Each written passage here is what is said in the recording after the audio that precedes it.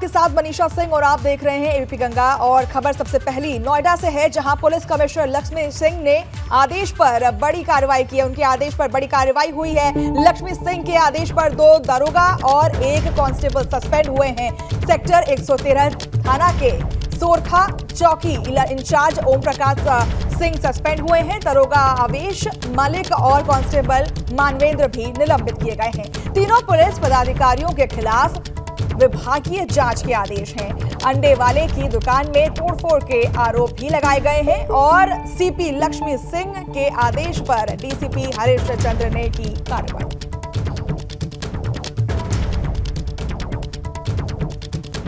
तो लक्ष्मी सिंह के आदेश पर 2 अधिकारियों को निलंबित कर दिया गया है। सेक्टर 113 थाना के दोनों थे कांस्टेबल, उनको भी निलंबित किया गया है। दरोगा ने तीनों को निलंबित कर दिया है।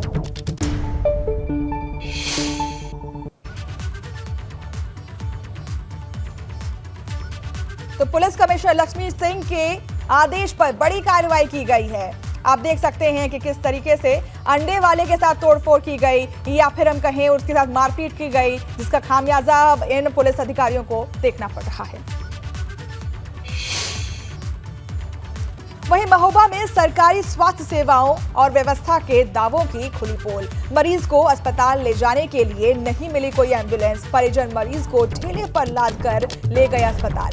मरीज को ठेले पर ले जाते वीडियो सोशल मीडिया पर हो रहा है वायरल। महोबा जिला अस्पताल के इमरजेंसी वार्ड का ये मामला है। महोबा से ये तस्वीरें हैं, जब एम्बुलेंस नहीं मिला तो परिजन मरीज को ठेले पर ले जाते हुए दिखाई दिए। जब ये वीडियो वायरल हुआ तो हर जगह हड़कंप, आसपास की जगह पर हड़कंप मच गया और उसके बाद अब तफ्तीश की जा रही है कि आखिर ऐसा क्यों हुआ है।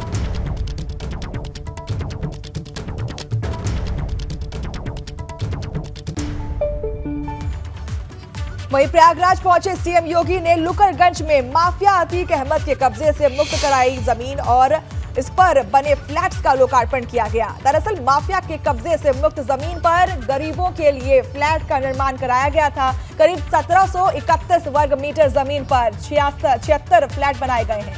लाभार्थियों को सिर्फ 3.5 लाख रुपए में 2 कमरे के फ्लैट दिए जा रहे हैं। सितंबर 2020 में इस जमीन को अतीक अहमद के कब्जे से खाली कराया गया था। तो आज अतीक अहमद की जो जमीन है उस पर कब्जा, उसके कब्जे से हटाकर इस जमीन पर 76 फ्लैट्स बनाए गए, जिसका आज लोकार्पण हुआ। सीएम योगी ने तमाम लाभार्थियों को इसकी चाबी दी, 76 फ्लैट्स की चाबी सौंपी और तो और सभी को शुभकामनाएं भी दी। सीएम योगी ने फ्लैट्स का लोकार्पण भी आज किया। गरीबों के लिए आसियाना बनाकर देखो का आयोजन माननीय जनप्रतिनिधियों की उपस्थिति में करवा करके और गरीबों को उनका अधिकार देने का कार्य करेंगे तो यह लोगों के मन में एक नया विश्वास पैदा करेगा। ये सुशासन की वो शुरुआत है जो आदरणीय प्रधानमंत्री जी ने 9 वर्ष पहले देश के अंदर रखी। उत्तर प्रदेश में जिसे हम लोगों ने 9 वर्षों से निरंतर प्रयास करते करते विगत 6 वर्षों के अंदर उसका एक भव्य स्वरूप देने का प्रयास किया है और अनेक कार्यक्रमों के माध्यम से प्रदेश के अंदर हम सबको देखने को मिला है।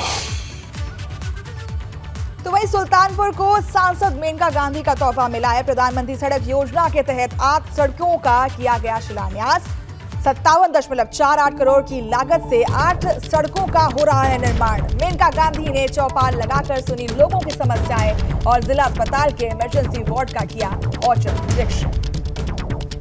तो 57.48 करोड़ की लागत से 8 सड़कों का आज से काम शुरू हो गया है।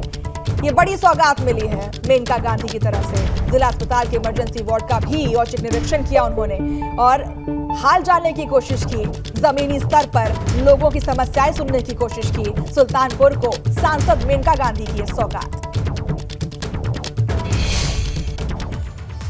और इसके साथ ही सुल्तानपुर पहुंची मेनका गांधी ने प्रबुद्धजनों से संवाद कर केंद्र सरकार की 9 साल की उपलब्धियों की जानकारी दी। मेनका गांधी ने कहा कि प्रधानमंत्री मोदी की नीतियों से देश मजबूत हो रहा है। इससे पहले उन्होंने अपने कैंप कार्यालय पर जनता दर्शन कार्यक्रम में लोगों की समस्याएं भी सुनी।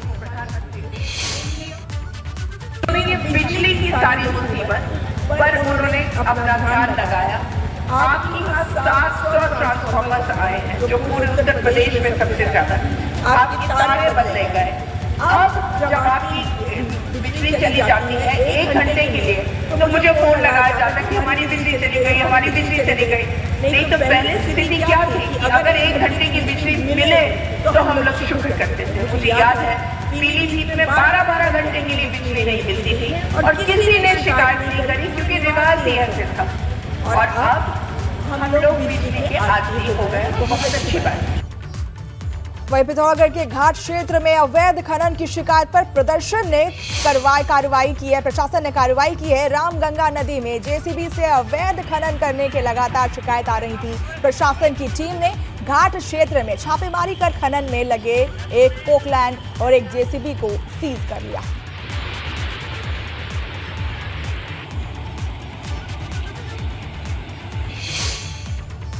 घाट क्षेत्र में मशीनों के द्वारा खनन की घटना संज्ञान में आई थी, इसलिए मैंने यहाँ से तहसीलदार और खाना अधिकारी और पुलिस की संयुक्त टीम वहाँ पर भेजी थी।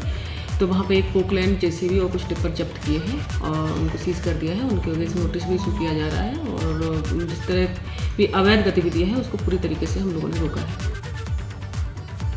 और वहीं शाहजहांपुर में मामूली विवाद में 2 पक्षों में जमकर मारपीट हुई। दबंगों ने लाठी डंडे से पीट कर युवक को किया अधमरा। मारपीट में युवक के साथ 4 अन्य लोग भी हुए घायल। मारपीट का वीडियो सोशल मीडिया पर वायरल हो रहा है। रौजा थाना क्षेत्र के हथौड़ा बुजुर्ग गांव की घटना है। इन तस्वीरों में आप देख सकते हैं जिस तरीके से मारपीट के जो इंसिडेंट है वो आपके सामने है। शाहजहांपुर से सीधी तस्वीर आपके सामने है। पहले झड़प होती है और झड़प इतनी ज्यादा गंभीर हो जाती है कि मारपीट पर उतारू हो जाते हैं लोग। ये देखिए लाठी डंडे चल रहे हैं। मामूली विवाद को लेकर 2 पक्षों में मारपीट होती है और वो मारपीट इतने बुरे तरीके से सामने आती है कि लाठी डंडे भी शुरू हो जाते हैं। उधर ललितपुर में 35 फीट गहरे गड्ढे में डूबे युवक को सकुशल रेस्क्यू कर लिया गया है। युवक को रेस्क्यू करने के बाद अस्पताल से ले जाया गया जहां उसे खतरे से बाहर बताया जा रहा है। दरअसल अब युवक बोरिंग से हुए गड्ढे के मलबे से दब गया था और ग्रामीणों की जानकारी देने पर युवक को बचाने की मुहिम शुरू कर दी गई थी। आखिरकार युवक को सकुशल रेस्क्यू कर लिया गया।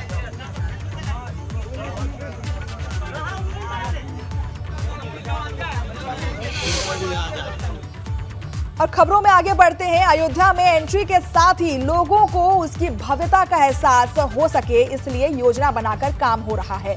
अयोध्या में प्रवेश के लिए 6 भव्य द्वार बनाने की तैयारी की जा रही है।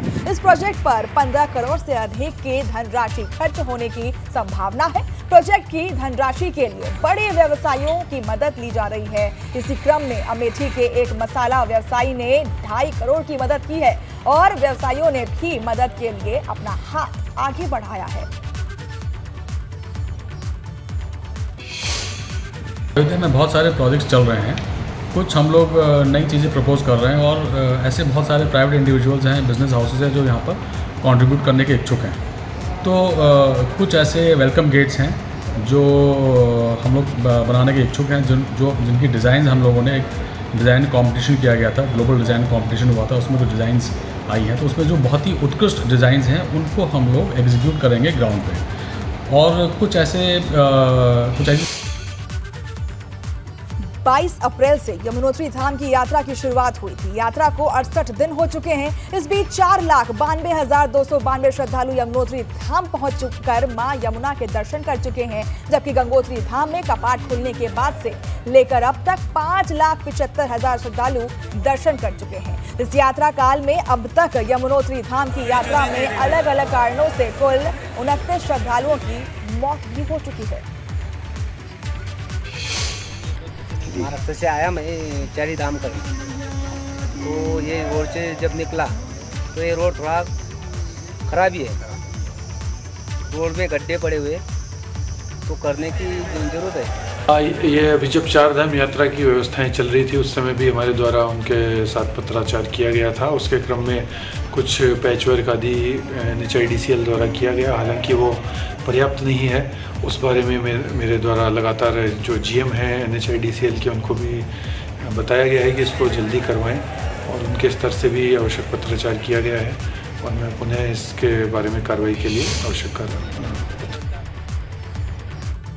बाद में किसानों की टमाटर की फसल बर्बाद हो गई है। किसानों का कहना है कि पिछले कुछ दिन से बारिश लगातार हो रही है, जिस वजह से खेतों में पानी भर गया और ऐसे में किसानों की खेतों में खड़ी फसल खराब हो गई है। 15 दिन पहले 2 रुपये किलो टमाटर ना उठा हमारा। अच्छा। अब इस समय माल खराब होने की वजह पे हाँ। जो है 100 रुपये किलो टमाटर उठ रहा है। अच्छा, अब टमाटर है ही ना हमारे खेतों में। ये हालत क्यों हुई है इसकी टमाटर की? ये तो बरसात की वजह से हुई है। अच्छा। जिससे कि बरसात में टमाटर की खेती बहुत नाजुक होती है। हाँ। तो टमाटर खराब होने का, ये जलने का आप देख रहे हो कैसा हो रहा है, सब जला जला था। बारिश से टमाटर की फसल को नुकसान पहुंच रहा है। ऐसे में मंडी में टमाटर के दाम बढ़ गए हैं। कुछ दिन पहले तक जहां टमाटर 40 से 50 रुपए किलो हुआ करता था, अब उसकी कीमत 60 से 80 रुपए हो गई है। सिर्फ टमाटर ही नहीं बल्कि रोजमर्रा की बाकी चीजें भी काफी महंगी हो गई हैं।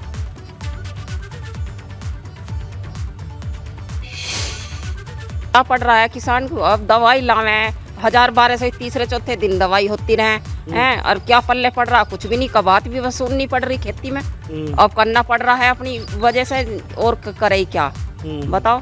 तो ये है क्या कि बारिश में महंगी हो जाती है सब्जी? बारिश में तो अब खत्म ही हो रही है, अब क्या पल्ले पड़ रहा है, इनमें सारी खत्म हो रही है इसमें। फिरोजाबाद में दर्दनाक सड़क हादसे में 4 लोगों की मौत हो गई। हादसे में 6 लोग गंभीर रूप से हुए घायल। अस्पताल में भर्ती 2 कारों के बीच आमने सामने की टक्कर से हुआ यह हादसा और पुलिस ने शवों को पोस्टमार्टम के लिए भेज दिया है। अस्पताल आगरा लखनऊ एक्सप्रेसवे पर हुआ यह हादसा। तो हादसे में 6 लोग गंभीर रूप से घायल हुए और 4 लोगों की मौत हो गई। अस्पताल में अभी फिलहाल उनका इलाज चल रहा है। 2 कारों के बीच आमने सामने की टक्कर हुई, जिसकी वजह से आप इन तस्वीरों में देख सकते हैं कि किस तरीके से बुरी हालत में कार्स हैं। इन दोनों कारों की भिड़ंत हुई, जिसके बाद 4 की मौत हो गई और 6 लोग अभी गंभीर रूप से घायल हैं और सभी का अभी अस्पताल में इलाज चल रहा है। दर्दनाक हादसा और ये मंजर आपके टीवी स्क्रीन पर।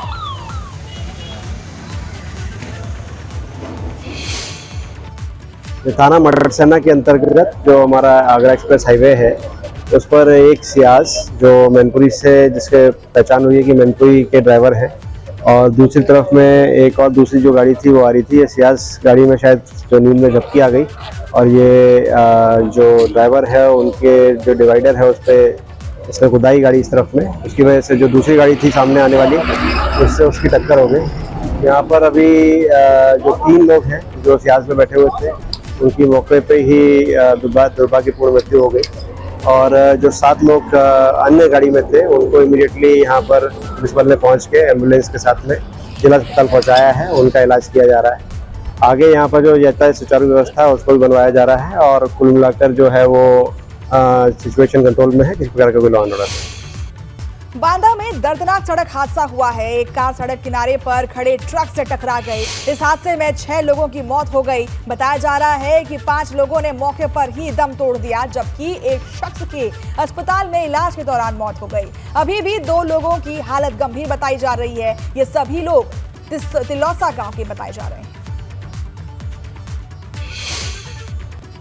बागपत में 2 गुटों के बीच मारपीट और पथराव हुआ है। बताया जा रहा है कि एक पक्ष के लोगों ने मस्जिद की छत पर चढ़कर ईंट और पत्थर बरसाए, जिससे इलाके में अफरा तफरी मच गई। पथराव में 4 लोगों के घायल होने की बात कही जा रही है। मौके पर पहुंची पुलिस ने किसी तरह से मामला शांत कर दिया है, मगर पुलिस फिर भी हालत पर नजर बनाए हुए है।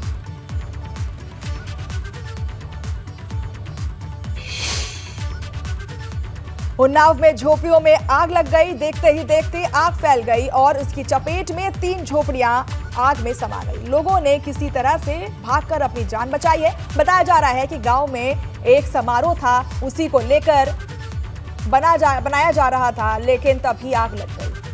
खाना बनाया जा रहा था और उसी के बीच ऐसी घटना घट गई। आग में कई झोपड़ियां राख हो गईं। बताया जा रहा है कि खाना बनाते वक्त ऐसी घटना हुई, जिसकी वजह से एक झोपड़ी में आग लगी और देखते ही देखते सारी झोपड़ियां राख हो गई। चित्रकूट जिले में कई जगह अवैध गुटखा फैक्ट्री के संचालक और उसके संचालित होने की सूचना पर छापेमारी की गई है। पुलिस की 5 टीमों ने अवैध गुटखा फैक्ट्री के ठिकानों पर छापा मारकर बड़ी कार्रवाई की है। इस दौरान 3 फैक्ट्रियां अवैध रूप से संचालित हो रही थी। इसी बड़ी मात्रा में अवैध गुटखा सामग्री और उपकरण बरामद हुए हैं। पुलिस ने गुटखा फैक्ट्री की मालिक और उसके मैनेजर को गिरफ्तार कर लिया है।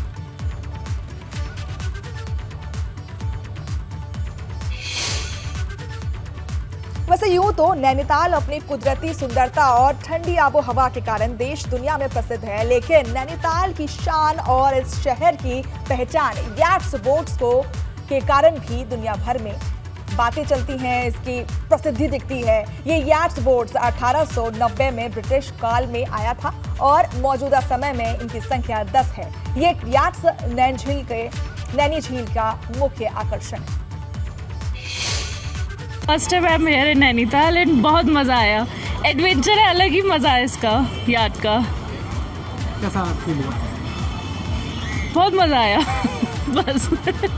और आज की तारीख में ये है कि अभी 10 बोटें हमारे पास हैं, लेकिन रनिंग में भी 4 बोटें चल रही हैं। और नैनीताल के अंदर ये है कि सब कोई भी आप फ़ोटो देखिए या एल्बम कहीं पर भी देखिए, इसमें याच बोट बहुत शानी यही है नैनीताल की। ये एक तरीके से एडवेंचर में भी अच्छा है। ये सेलिंग रेगेटा होता है यहाँ पर, उत्तराखंड गवर्नर गोल्ड कप होता है और भी कई कंपटीशन होते थे, लेकिन जब से कोरोना के से सब कम हो गया है। लेकिन खबर मिली है कि अक्टूबर-नवंबर में शायद गवर्नर गोल्ड कप हो यहाँ पर। चलिए अगली खबर की तरफ चलते हैं। विकासनगर में नेशनल हाईवे 507 पर पहाड़ी से मलबा गिरा था। 3 दिन बाद हाईवे को खोल दिया गया है, जिससे राहगीरों ने राहत की सांस ली है। इस रोड से होकर दिल्ली से आने वाले यात्री यमुनोत्री समेत दूसरे कई अहम स्थानों का रुख करते हैं। जाहिर है रोड बंद होने से उनके सामने परेशानी खड़ी हो गई थी। मार्ग बाधित होने के कारण यात्रियों को कालसी होते हुए यमुनोत्री जाना पड़ रहा था, जिससे यात्रियों को अतिरिक्त दूरी तय करनी पड़ रही थी।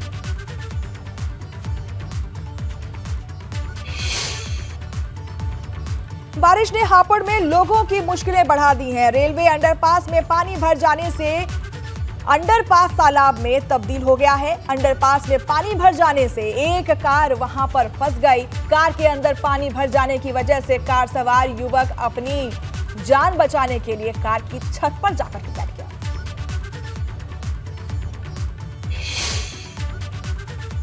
मॉनसून की पहली ही बारिश ने जालौन में लोगों की मुश्किलें बढ़ा दी हैं। 1 घंटे की मूसलाधार बारिश से शहर में जलभराव हो गया, सड़कें तालाब नजर आने लगी और जिससे राहगीरों की मुश्किलें बढ़ती ही चली गई। लोगों का कहना है कि नगर पालिका ने नालों में साफ सफाई नहीं करवाई थी, जिस वजह से ये समस्या पैदा हुई है।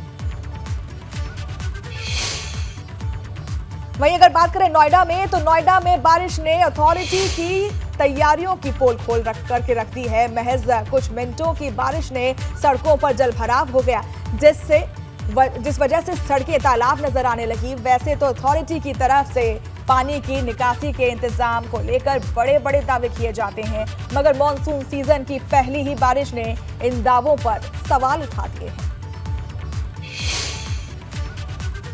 बद्रीनाथ धाम में खराब मौसम के बावजूद यात्रियों में उत्साह देखने को मिल रहा है। मंदिर के बाहर लगी श्रद्धालुओं की लंबी कतार देखने को मिल रही है।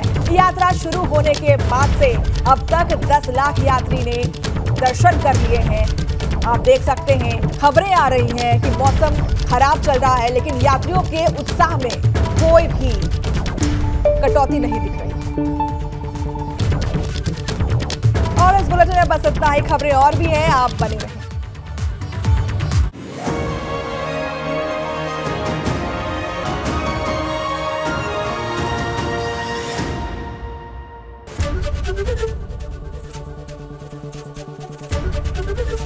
एबीपी गंगा, खबर आपकी, जुबान आपकी।